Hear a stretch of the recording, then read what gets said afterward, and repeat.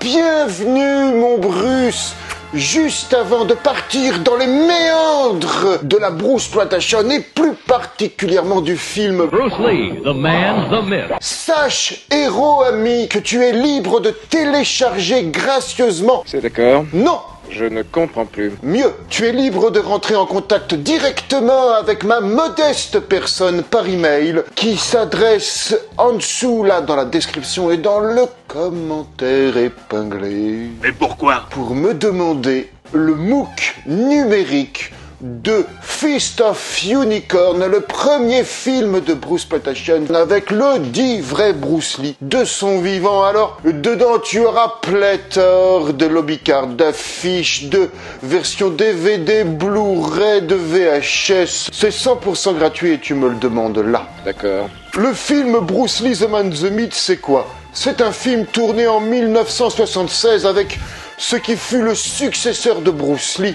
J'ai nommé Bruce Lee Ho Chung Tao. Fais-nous des tours de magie. Alors au firmament de sa gloire, année 1976 où il enchaîne les biopics de la superstar Bruce Lee défunte, C'est vrai. ce film reprend la période adulte du dit Bruce Lee, Pourquoi est-ce que je dois quitter Hong Kong? et où nous allons suivre ses pérégrinations sur les tournages de films. Le film reconstituera par exemple le tournage de Big Boss, le tournage d'Opération Dragon. On va retrouver les pérégrinations du vrai Bruce en la personne de Bruce Lee en Italie, et puis également les vraies personnes qu'il a rencontrées dans sa vie vraie, pour n'en citer qu'un, Fist of Unicorn. Et vous en êtes sûr? Alors c'est au détour d'une version commentée, réalisée et produite par mon excellent ami Daniel Barrier, réalisateur de films de Bruceploitation entre autres, Du moins, je le crois. qu'il m'avait demandé de faire une version commentée du film. Mais,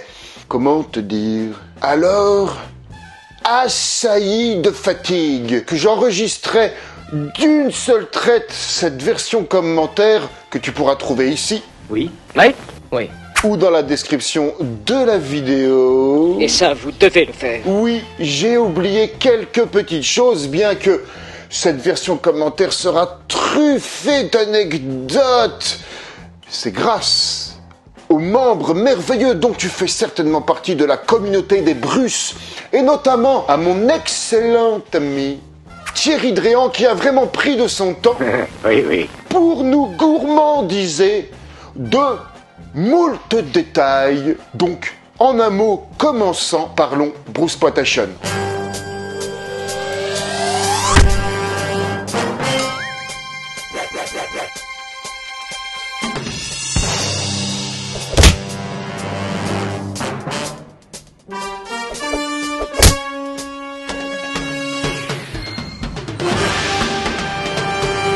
Meilleur des pires parmi les filmographies biopiques de la superstar défunte Bruce Lee.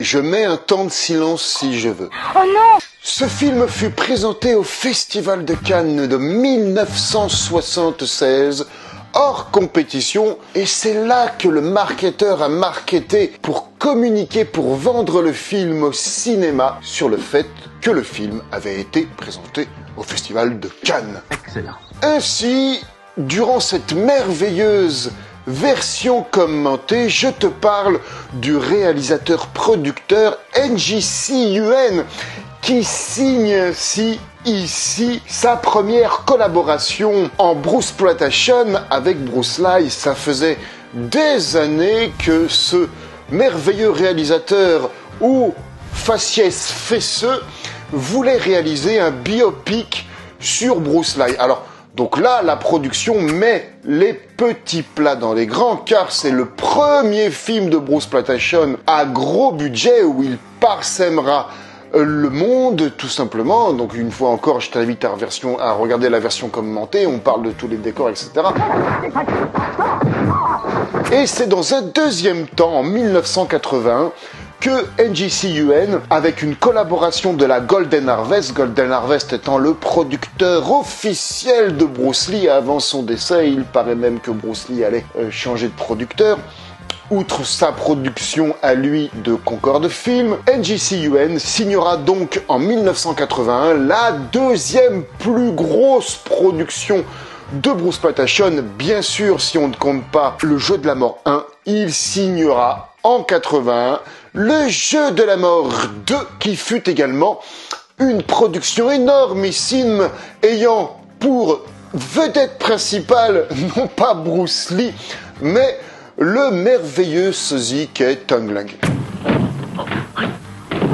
Tu pourras également trouver dans ce métrage de Bruce Lee, The Man, The Myth, le fils aîné de Ip Man, que j'ai nommé, ou que ses parents ont nommé plutôt Ip Chung, qui joue là le rôle de son père, c'est-à-dire le professeur de Bruce Lee, Ip Chung, qui notamment aura fait une deuxième collaboration cinématographique avec le cinéma et les gens de la cinématographie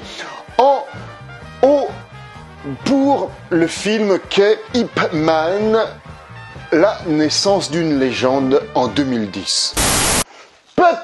Rabdin, ta viande immédiatement ici. Je ne pourrais laisser passer cette erreur, cet oubli, que je ne pourrais parler de moi en termes fort peu laudatifs si j'oubliais.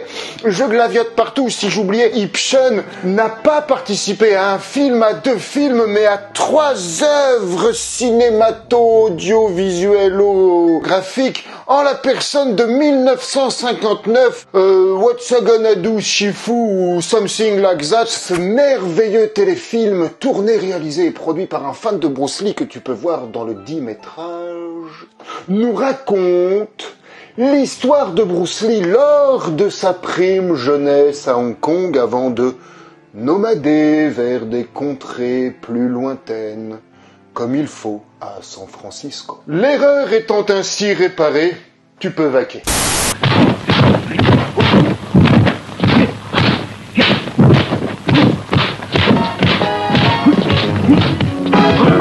C'est la société de production française qui enregistrera donc les merveilleuses voix françaises de ce film, où, de nos jours, voyant Bruce Lee au Chung Tao portant la voix d'Eddie Murphy, ni plus ni moins... Maître, je suis venu vous dire adieu. Ah, salaud, oui, c'est bien toi! Ce merveilleux comédien doubleur de voix qu'est Med Indo, j'espère que je n'écorche pas son nom. Sale menteur hypocrite! Effectivement, voir Bruce Lee avec la voix d'Eddie Murphy nous fait sensiblement un peu saigner des oreilles. Pourquoi nier l'évidence? Soit dit en passant, il y a également un deuxième rôle. Et toi, pourquoi tu crois qu'on te paie? Qui porte ici la voix... Pour regarder voler les mouches? Oh, Allez, au travail! Nous pouvons également émerveiller nos petits yeux globuleux de la fameuse Space Noodle, aka l'aiguille de l'espace, c'est-à-dire cette merveilleuse tour de Seattle qui est un restaurant tournant, lieu emblématique, voire magique, où Bruce Lee, le vrai Bruce Lee, dans sa vie intime, invita pour la première fois, le 25 octobre 1963, Linda Emery, qui deviendra plus tard Linda Lee. C'était inévitable. Comme c'est touchant. Je sais pas si t'as remarqué, mais je m'arrange parfois à ce que ça rime quand même. Et maintenant c'est clair. Ce n'était pas sans humour et sans humeur finalement que je trouvais que ce vaillant combattant que tu vois là avait une ressemblance notable avec ce merveilleux acteur qu'est Samuel L. Jackson. Et en fait non, c'est Donnie Williams, fervent combattant karatéka, cofondateur de ce qui sera la BKF, qui ne veut dire tout autre que la Black Karate Federation de Los Angeles, west of Los Angeles. Tu vas le regretter.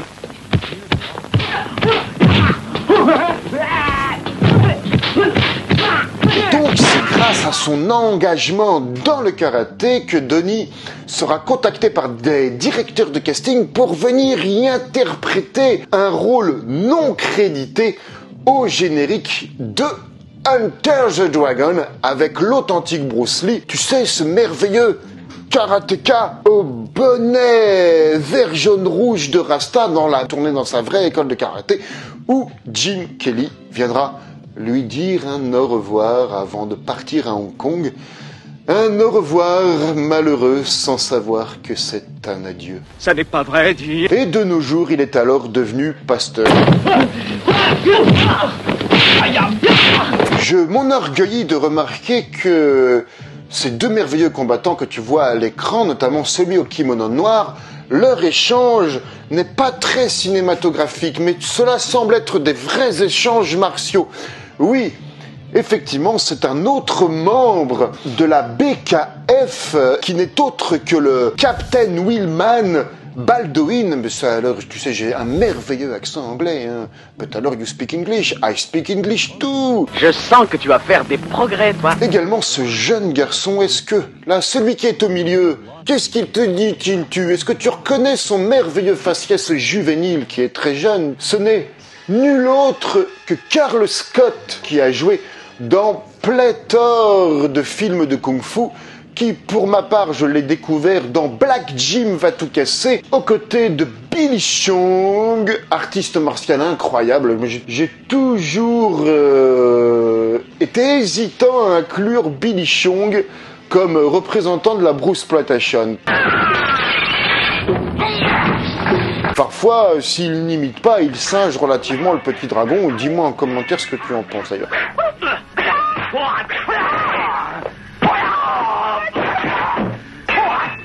Carl Scott s'est notamment illustré l'année d'après, en 1977, aux côtés de Bruce Lee, dans Soul Brother of Kung Fu, plus communément appelé le doigt vengeur de Bruce Lee. Il travaille de nos jours comme agent de sécurité dans un dispensaire de marijuana médicale aux États-Unis. Cela fait maintenant plusieurs fois que nous voyons ce merveilleux jeune homme ou ce merveilleux combattant défiler dans le long du métrage. Alors, Monsieur Bruce Lee n'a pas envie de se battre, on dirait. c'est ni plus ni moins David Shaw, un judoka de formation première qui eût été malmené durant sa jeunesse et qui s'est auto-promis, qui s'est fait la promesse que plus jamais il ne serait raboué par des mécréants. Il a été, David Shaw, l'entraîneur et le formateur, le coach, je pourrais te donner pléthore de synonymes, de David Carradine sur le tournage de la série Kung Fu, d'ailleurs, chorégraphie de combat pour lequel il a été récompensé d'un Emmy Award. Et il joue également le rôle d'un barman dans le métrage Matt Helm règle son compte, où les combats eût été réglés par Bruce Lee. Écoutez, si Bruce Lee n'est pas venu, c'est parce qu'il a eu peur.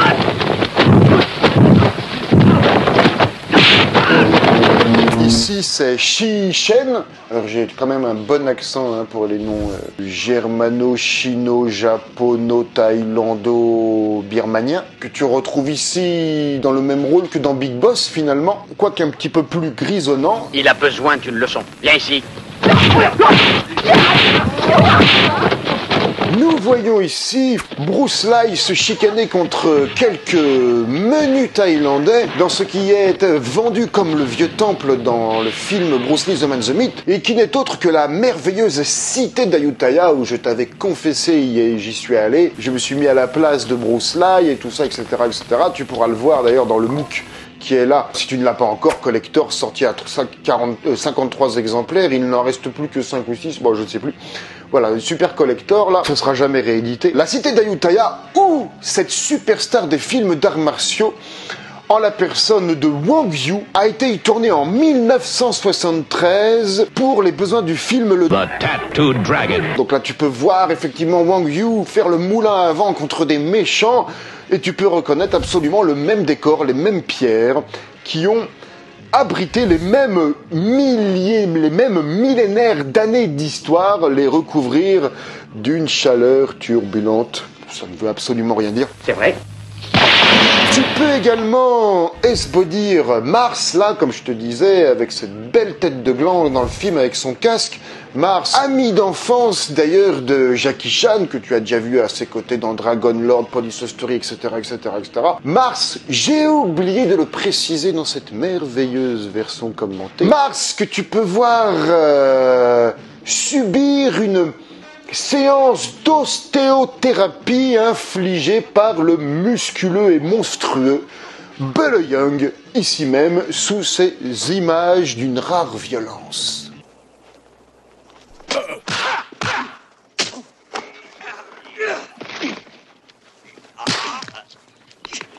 C'est ainsi que le film reprend Get Star après Get Star, si je ne te parle pas de Unicorn Chan, ami d'enfance de Bruce Lee, qui vient jouer son propre rôle dans le film Bruce Lee The Man the Myth. Je te laisse la version commentée pour en profiter. Quel farceur! Le néo-zélandais que tu as pu déjà esbaudier dans La Fureur du Dragon aux côtés de Bruce Lee, Mark Metekingi. Alors Metekingi, je le prononce peut-être très mal. Tu te défends pas mal. Donc Marco, qui a joué dans une poignée de films de kung-fu, dont d'ailleurs Bruce Lee The Man the Myth fut le dernier. Tu peux te gargariser de son image ici lors d'une manifestation qui eut lieu dans son pays natal le 4 mai 1987. Enlevez-moi ces barrières. Où ce dernier s'insurgeait lors d'une manifestation pour l'indépendance de je ne sais plus qui, de je ne sais plus quoi, assis lors de l'ouverture du procès du Conseil Maori contre la couronne. Le Conseil Maori contestait alors le droit de la couronne de transférer des terres ou des eaux contestées à des entreprises d'État. Donc là, je viens de lire, je n'ai rien compris à ce que je viens de te lire, mais enfin, en gros, c'est dans une... Il était très... finalement, il luttait pour l'indépendance de son pays, en fait, on va dire un truc comme ça. Il nous quitta malheureusement en 2003, après avoir enregistré plusieurs disques musicaux de son pays natal. Très fier de ses origines, et il y en a bien raison. Le dit vaillant combattant moustachu, ici touffu, voilà, c'est toujours pour que ça rime en U, n'est autre, je te le demandais dans la version commentée, et tu as été pléthore à me répondre, et que je t'en remercie infiniment, n'est autre que Xiu Shi Ling, d'ailleurs mon excellent ami Bruce Lee a été le rencontrer en Belgique il y a peu, c'est certainement l'un de ses derniers voyages en Europe, il fait une sorte de séminaire. Grand spécialiste martial de l'art chinois qui est le Hung Gar. Je regarde mon anti-sèche et je te l'écris là. Il joua donc dans pléthore de films de kung-fu, à commencer par exemple par Enter the Game of Death, Oui. où il interprète Oui. notamment Oui. ce déconneur de tigre noir.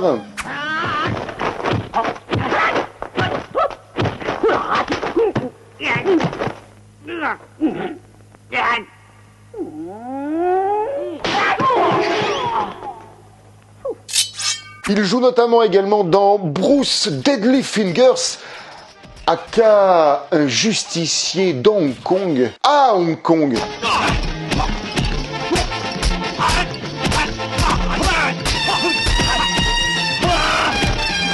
Il interprète notamment également un Amazon, si je peux dire comme ça, dans Big Boss à Bornéo. Tu peux le retrouver également dans Hunter the Fat Dragon, qui est donc un pastiche parodique, hommage à Bruce Lee de Opération Dragon, Hunter the Dragon.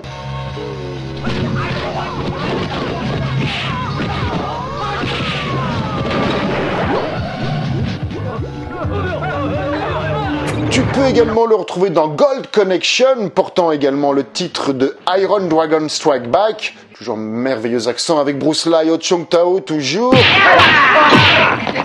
Également dans Bruce's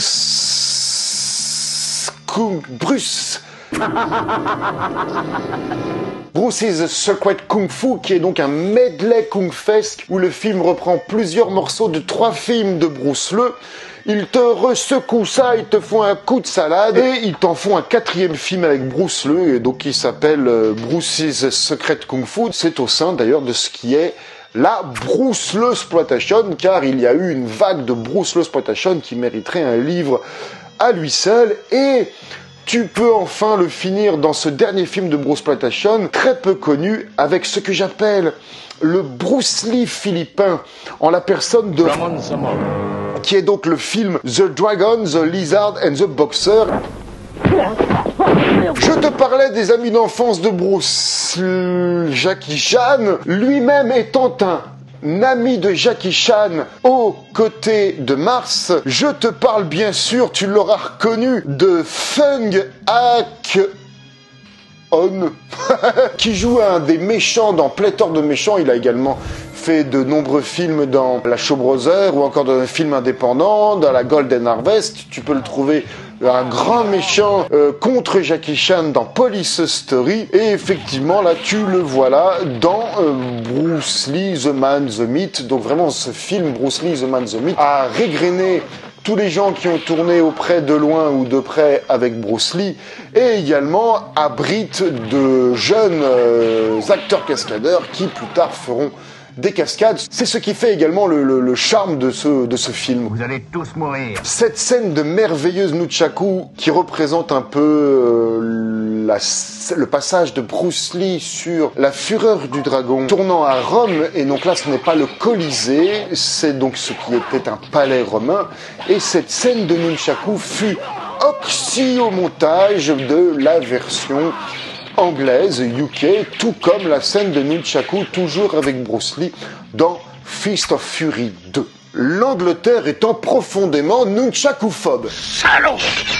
C'est ainsi que s'achève cette vidéo, mais tu peux me mettre dans la zone commentaire « Je t'embrusse » parce que ça fait bien plaisir. Tu es libre de commenter, liker, partager, de t'abonner si tu le souhaites. Dans tous les cas, mon Bruce, j'espère que cette vidéo t'a apporté de la valeur, t'a passionné.